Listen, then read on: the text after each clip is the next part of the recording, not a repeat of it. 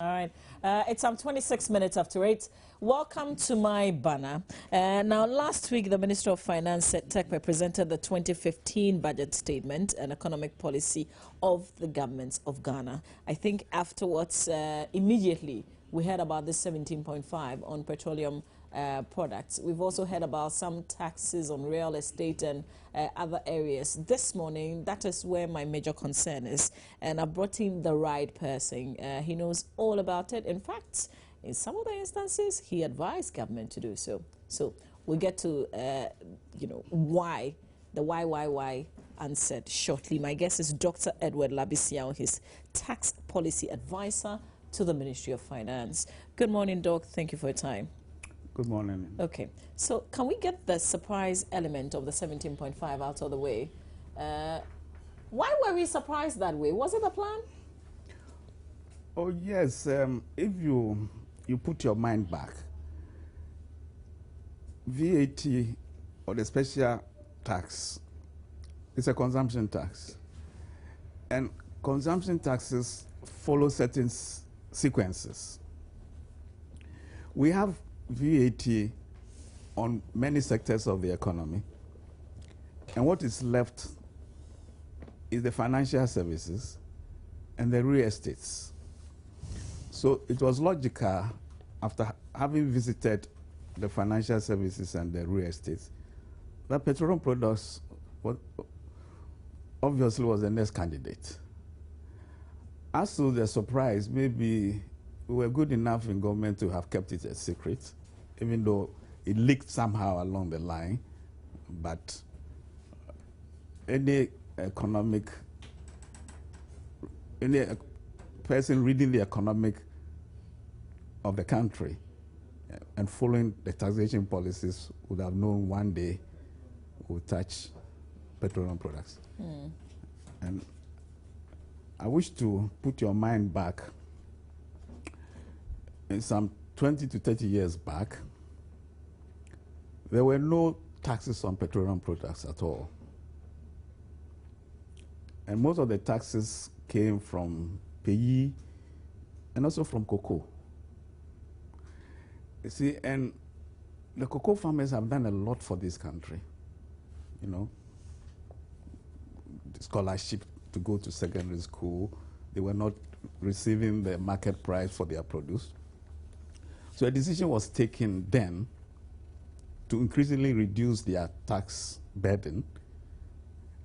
And in the mid-80s was the first time we put taxes on petroleum products.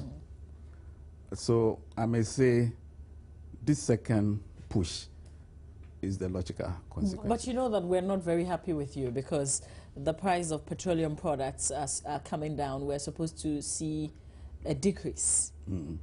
Not only has government not maintained the price, but now because of the tax, we're having to pay more. Indeed, the morning after the increment, I bought fuel, and the difference is big. Even though you say it will not be that much, we will not even feel it, I felt it. So how is it worked on? Let me be plain with you. When we started debating this issue about special petroleum tax, there was no indication that prices were going to fall. In the fact that you put a policy in place, if prices fall, it goes according to the mechanism. If prices go up, it should go according to the mechanism. In fact, I was speaking to somebody, I said, maybe we are lucky that at the time this special petroleum tax is being introduced, the way prices are falling, because the impact might have been different. How are we lucky? No, because when you talk about 17.5, everybody thinks it should go up by a full 17.5. But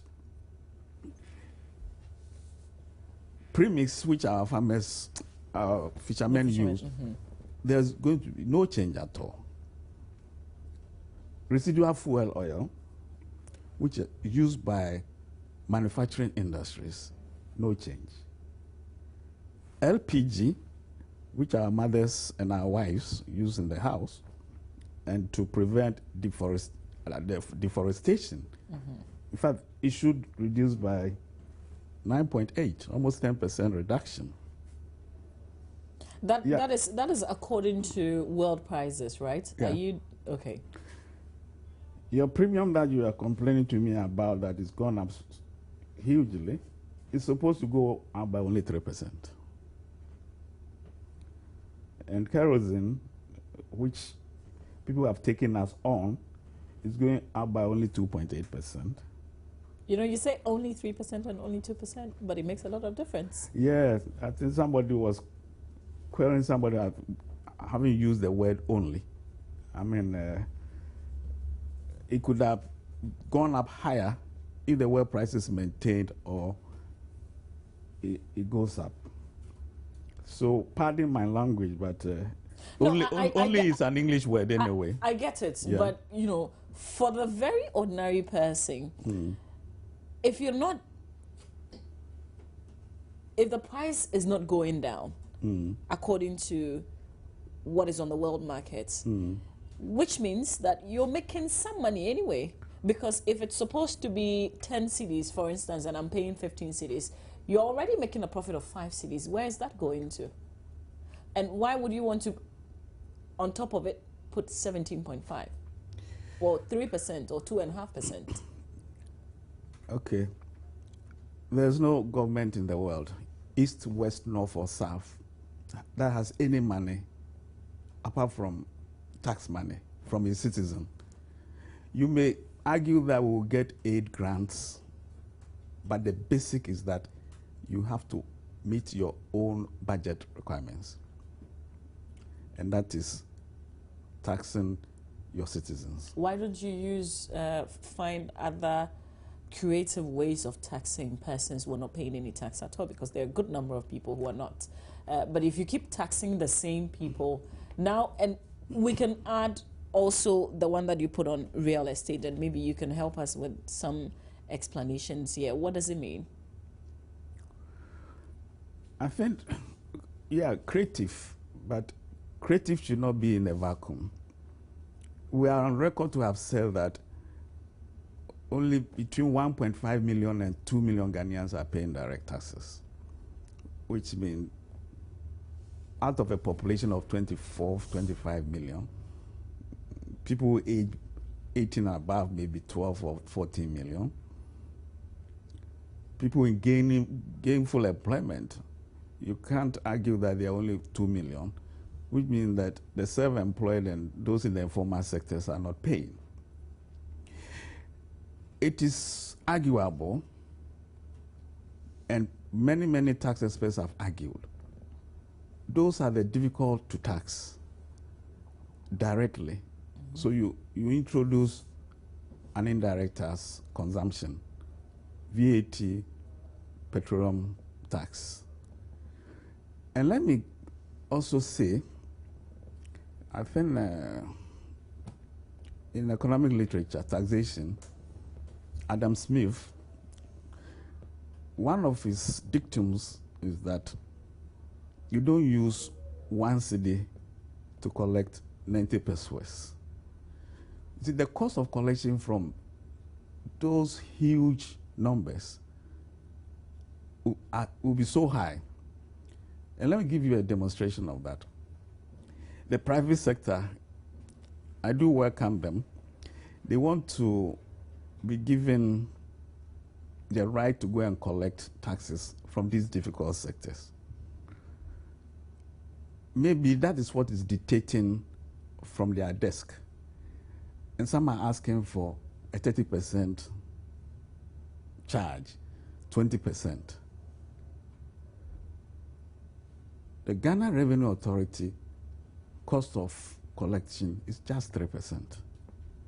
Can you imagine the wrong signals we'll be sending to the GRA if we are to, empower a private sector to go and collect and is paid 30%? It's just not on. But having said that, there are some areas who have empowered the private sector. If you go to Kumasi, Sekedi, Takoradi, they've been collecting property taxes. So it is trying to reach the actual remuneration and also balance the equation. The real estate tax you ask, here again, you look at your economy as a whole. Since you live in Accra, you are witnessing these huge buildings coming up. You know, they are welcome anyway. But you ask yourself, your level of income, okay? I'm not going to speculate. I don't know how much they sell those houses because they are not declaring to us. But it might be 20 to 30 times your level of income. So those who can command to buy those houses will keep security environment for them, will keep law and order. The only time we can ask them to pay the tax, which they've been avoiding most of the time, is for them to pay that 5% when they are buying those real estates. It is difficult, but we all have to make a contribution. So you pay, if I was buying a house, again, as an ordinary person, I'll be paying the 5% on how much I am buying a house to government, isn't it? No, I think it's not that automatic. I mean, like you are a salaried worker, there are arrangements whereby if you borrow from the bank to buy a house or to build, there are some rebates we give. You know, our intention is not on the ordinary Ghanaian, you know. But wouldn't the ordinary Ghanaian be affected by this? No, not at all. Let's move on to other areas. And I think we can talk about the NHIS. You're increasing the taxes that we pay on that as well. Where did you get that confirmation from? No, I'm asking. No, it's actually a question I'm asking. No, what is happening is that under the VAT technically is 12.5. The NHIS is 2.5. Get Fund is 2.5. That brings you to 17.5, isn't it? There is a sharing ratio, right? So once we have put VAT on financial services and real estates, and just be careful of what I'm saying, it won't affect the special petroleum tax. So the increase that we are going to get from the financial services and real estate, National Health Insurance and Get Fund will get their portion. Please come again with that. 17.5. The 17.5 on banking services, that's on hold now. Yeah. And you're saying when that comes into effect, yeah, what is going to happen?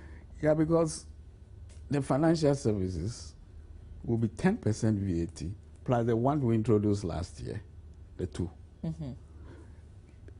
The 2.5 plus 2.5 Get Fund and National Health, that make up the 17, should go to National Health Insurance and Get Fund. So that's why we're saying, that's why we mention National Health Insurance in the budget, not that we are going to increase the charges there. So we're not paying more, it's just the allocation that would increase? That's correct. Okay, but that would not mean that we're directly paying more? No, no. Okay. I think we have a human touch. Yeah. Okay. I also heard you, one of your greatest concerns really has been the filing of VAT returns. What's the issue with that? Only VAT returns or returns in general? Returns in general, but I think what I heard you say was on VAT. Okay. The VAT is a system that we respect, that was engineered by the French Okay? The VAT has an automatic checking mechanism because at production or at import, you pay the 17.5%. When you move into the wholesale, you pay another 17%, but you credit yourself with the 17%, 17.5 paid initially. So it is just a matter of a minimum sum. But the problem we are finding in Ghana is that you find when the imports are coming, they pay the VAT at the harbor. After that, the returns that we are getting sometimes will generate even a refund.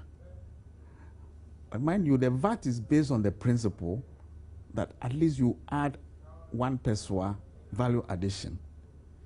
Because if you pick the thing from the manufacturing sector or from the harbor, you are going to add the labor, you are going to add the transport, you are going to add your rent, even before your profit.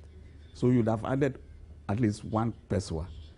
So how can you send returns that show that you have to pay nothing? Of course, generally, if you've paid more than you are receiving, you can credit yourself. But there are so many weaknesses in the returns that we are witnessing in the VAT. And I think we are taking steps to correct those anomalies. But do we know why? No, let me give you a vivid example. I am a person who will not want to make direct accusation against certain sectors.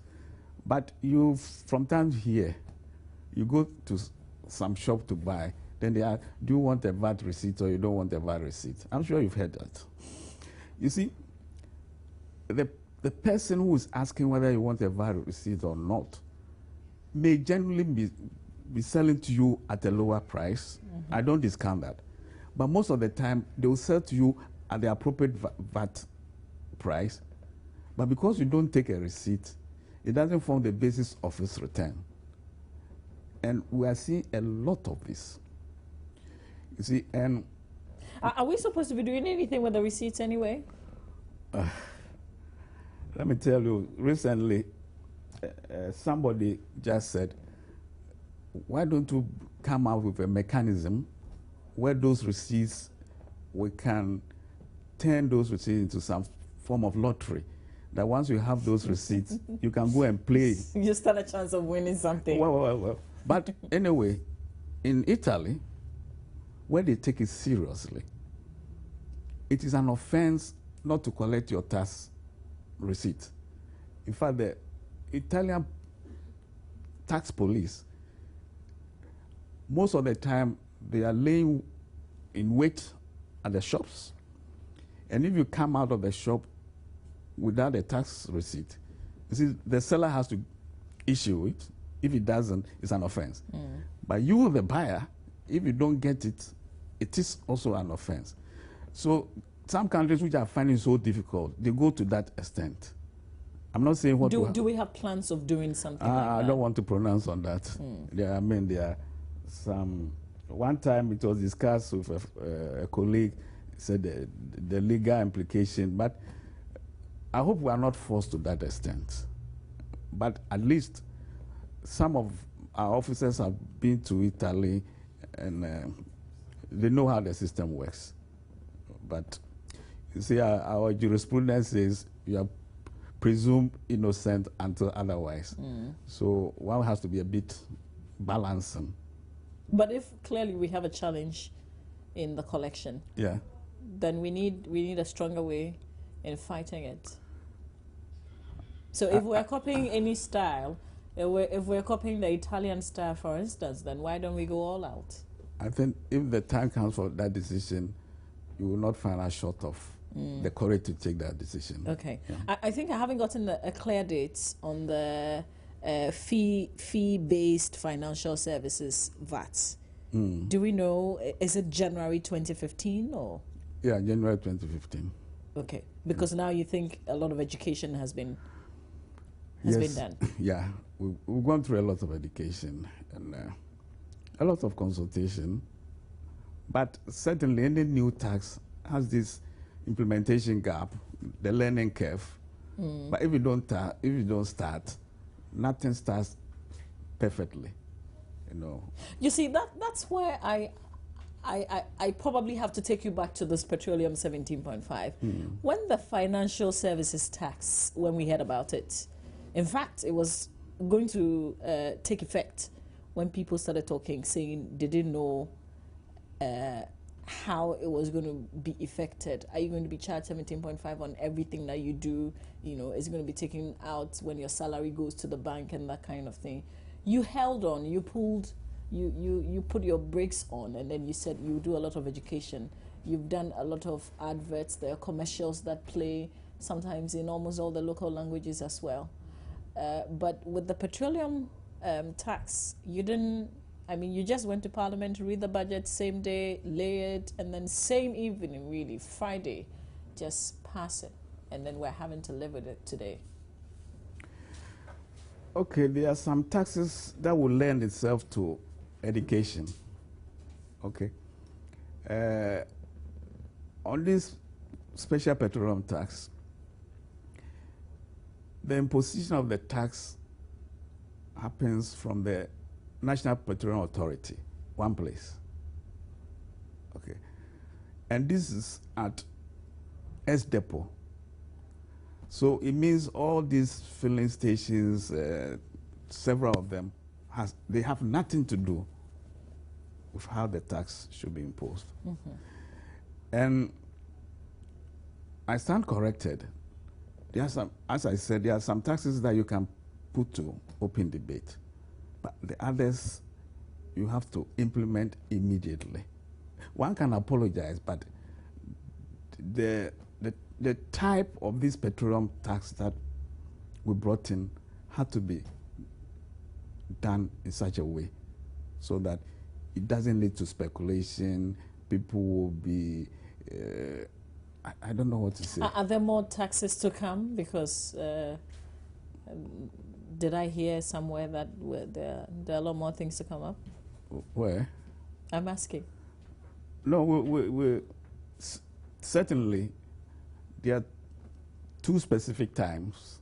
I'm not saying during the currency of any year you can't introduce any new tax, but our history tells us that the annual budget, that is November for the ensuing years, whole 12 months, or at the review, the mid-year review in July.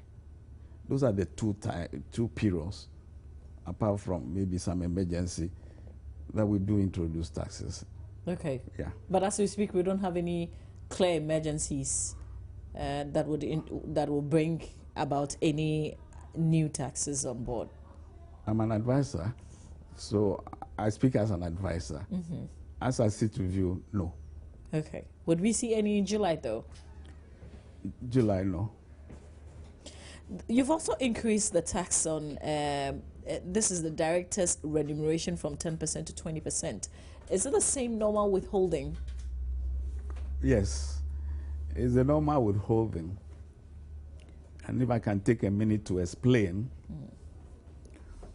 most directors, these are company directors, I don't mean the ordinary persons like myself. Yeah. Okay, the big bosses. The big bosses. If you look at our tax structure, the first 1,534 Ghana cedis is free. Then the next 1120 is 5%. It goes up to a maximum 25% on 31,000. If you look at most people who sit on board of directors, they pay on average 17.5, in the vicinity of 17.5 towards the 25. And you have already mentioned filing of returns. most of us in Ghana, we don't file our returns. So somebody who should be paying between 17.5 and 25, you are just withholding only 10%. And he's not coming back to file his returns. So, I mean, advisedly, we're saying, now you pay 20%. So if you fail to come for filing, at least the state would have taken a reasonable amount from. So what if you go and file? Yeah, if you go and file and you have overpaid, we'll do a tax credit. We'll refund the money to you. Okay. Trust us, we'll do that. So normally, if I do an outside job and I'm paid 1,000 Ghana cedis, yeah, they would withhold 10% of that. Are we saying now with this change that instead of the 10, they will be withholding 20 now? Yeah. Okay. Has that been effected yet? No, the law has not been passed, but it will take effect from 1st January.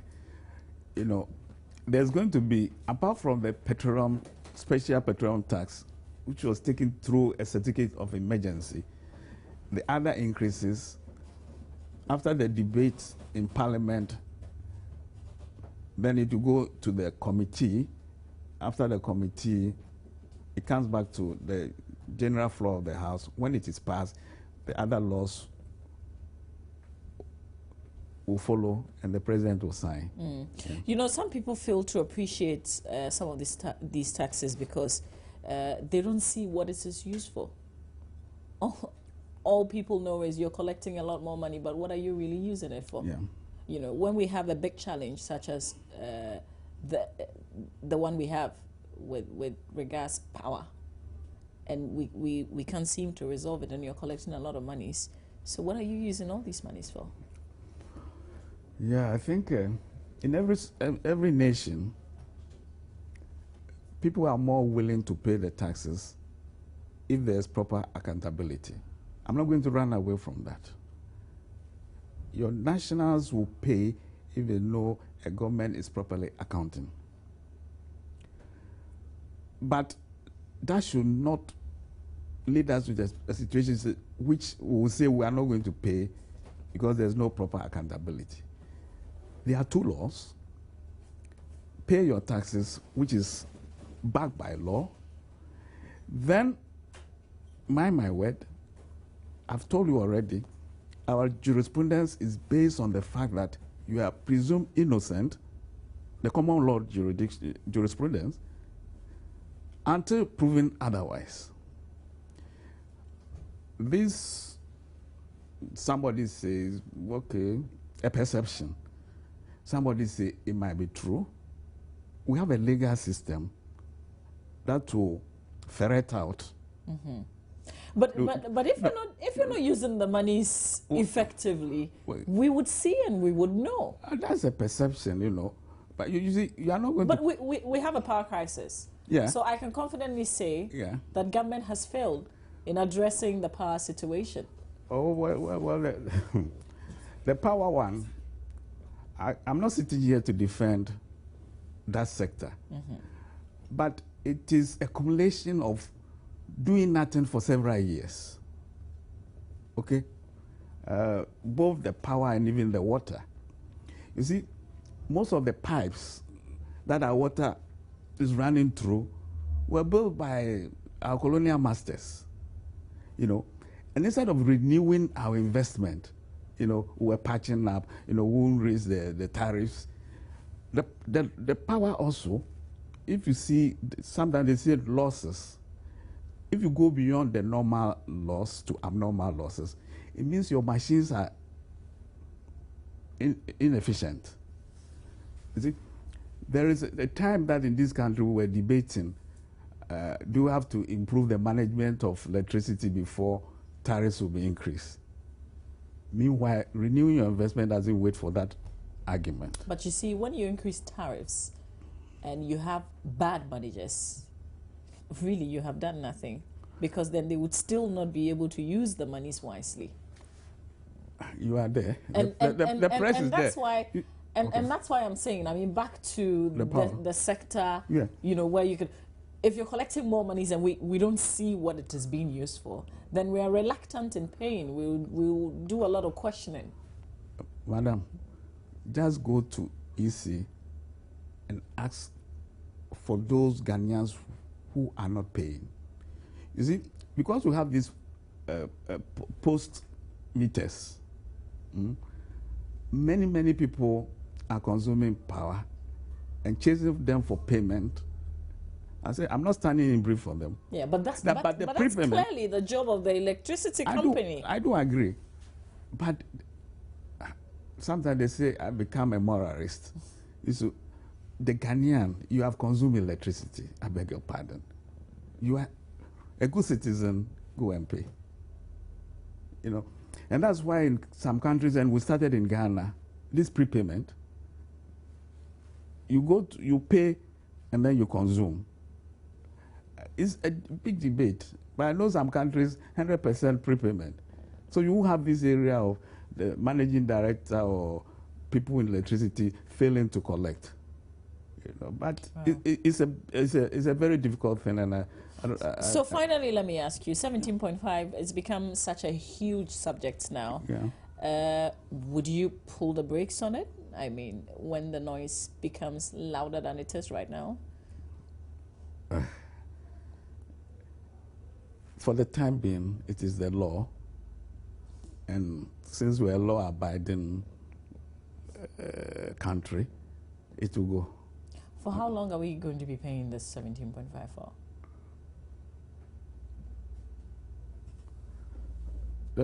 The VAT has been here since 1995. It failed 1998, and we have consistently been paying VAT. So this has come to stay. I don't want to miss words. Yes. I thank you for your time this morning, really. You are most welcome. This has been maybe intense, but it was good having you, really. I want to say thank you for your time. Dr. Edward Labisian is a policy advisor to the Ministry of Finance. I thank you for your time this morning on the AM show. You're most welcome. All right. So that's our show for today. This Monday, join us again tomorrow, God willing. It's been Roland Walker and myself, Mama Biuso Abuaji. Stay on News Desk is right here on the Joy News channel at exactly 10 a.m. Enjoy the rest of your Monday.